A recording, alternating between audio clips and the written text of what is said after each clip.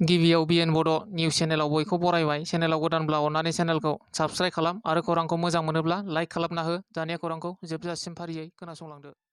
गिबि खौराङाव दङ बिसमुरि गौरां रेन्ज हाग्रा बिफाननि मोनसे गिदिर जाफुंसारनाय।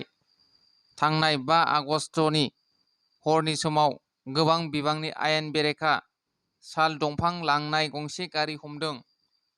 गौरां रेन्जनि रेन्जार ललित बर'आ मिथिहोनाय बादिब्ला क'क्राझार जिल्लानि भारत-भुटान सिमना सरलपारा उल्टापानि हाग्रा ओनसोलनिफ्राय हाग्रा गेजेरजों मोनानि 12 रिंगासो समाव गोख्रों संदाननायनि गेजेरजों आयेन बेरेखायै AS01 PC 2770 गंसे टाटा आल्ट्रा गारिजों लाबोबाय थानाय गोबां बिबांनि साल दंफांखौ हमनो हादों।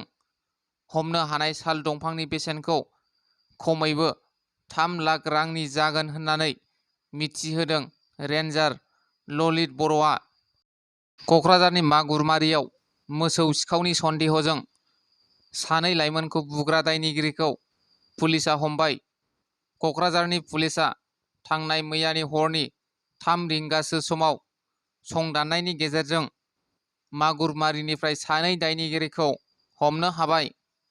पुलिसआ हमनाय सानै लाइमोननि मुंखौ मागुरमारिनि कौशिक मण्डल आरो रिंकु राय होननानै मिथिनाय जादों।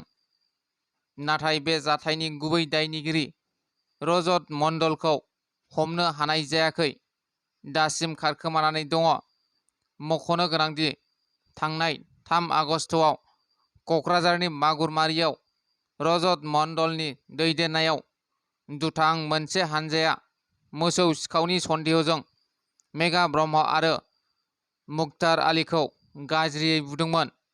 बे जाथायखौ लानानै एबसु, बनसु, एबिएमसु, आमसु आरो माखासे आफादफोराबो गोख्रों रावजों सोंखारिदों।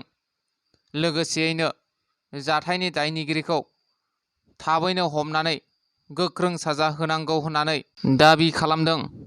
क'क्राझारनि सेन्ट आन्स कलेजआव OHS फार्स्ट इयाराव फरायनाय सानसोरां नार्जारि मुंनि सासे फरायसाखौ क'क्राझारनि गौराङाव थाइसे मेगन एरख्ल'नाय आरो आखाइ आथिं बायनानै जिउ जोबनाय थासारियाव बोखांनो हादों। मिथिनो मोननाय बादिब्ला सानसोरां नार्जारिजों लोगोसे गासै सा 8 फरायसाफोरा थांनाय 5 आगस्ट खालाराव बेलासि समाव गौरां दैसायाव दुगैनो थांनायनि उनाव सा 7 फरायसाफोराल' हस्टेल फारसे सौफैफिनदों। नाथाय सानसोरां नार्जारिया सौफैफिनाखै। नखरनि सोद्रोमाफोरा लोगोफोरानो हानजा लानानै बुथारहैनायनि सन्देह खालामदों। बे जाथायनि सायाव सोर बुथारहैमारदों दासिमाव रोखा मिथिथ'नाय जायाखै। दिनै जानो गोनां मेच डुरान्ड कापनि टिकेटखौ क'क्राझारनि KDSA फोथार आरो फाग्ला बाबा मन्दिरनि उल्था फारसे थानाय सिकनाझार टाइकान एस'सिएशन मावखुलियाव होनाय जागोन। दिनैनि खेलाया जागोन उरिष्या FC आरो इन्डियान आर्मिनि गेजेराव जागोन।